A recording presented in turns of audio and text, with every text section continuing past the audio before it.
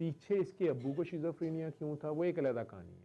ठीक। हो सकता है कि पीछे उन्होंने कोई बदबख्ती की हुई है, उन्होंने किसी अल्लाह के वली की शान में, अपने बाप की, अपने दादा की शान में गुस्ताखी की हुई है, किसी बड़े की शान में गुस्ताखी की हुई है, माँ की शान में गुस्ताखी की हुई है, मुझे नहीं पता, मैं तो नहीं मिला।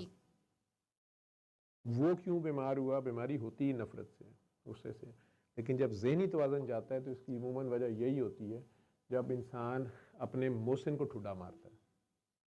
ठीक है, अपने से बड़े को जिसकी अदब करना है, एहतराम करना है, उसकी बजाय उसको सबक देने की कोशिश करता है। वो पहला ऐलान होता है, पहली समझ आती है कि ये अब जो है ना कटी पतंग बनने लगी है, यदि डोर ये तुड़ांदी पई है, बड़े अपने मान च अन्निया की हवा ते चढ़ गई है, ये लगी है नहीं हो। ठीक है, तुसी पतंगा नहीं उड़ाइया ना वेखिया लाहौर, तो वो बुल्लियां की हवा ते चढ़ जाती है। ठीक है, तो वो हथों टुट जाती है, कई बार जोर ज़्यादा आ जाता ना बंदे को। ठीक है, वो बाद फिर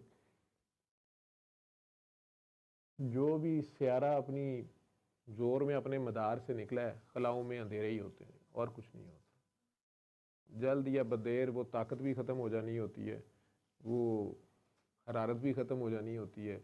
ये जवानियां दे मान कईयां ने कीते नहीं ते सारे टुर गए नहीं, वो बाद कुछ नहीं होता। उसके बाद फिर बंदे को समझ नहीं आती, फिर वो सड़क पर खलोता लगा है उई शिमरियत है, ये शिमर का काम होता है, अपने मोहसिन को आंखें दिखाना, एहसान फरामोशी करना, जिसे मैं शिमरियत कहता हूँ।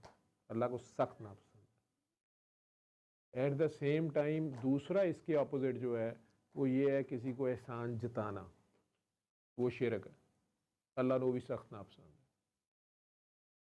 कोई भी किसी पे क्या एहसान कर रहा है, ये सब अल्लाह की तौफीक से कर रहा है। अगर कुछ कर रहा है, अगर उसको जताता है, जिस दिन चैप्टर क्लोज हो जाता है, उस दिन का हिसाब कर दिता जाता है।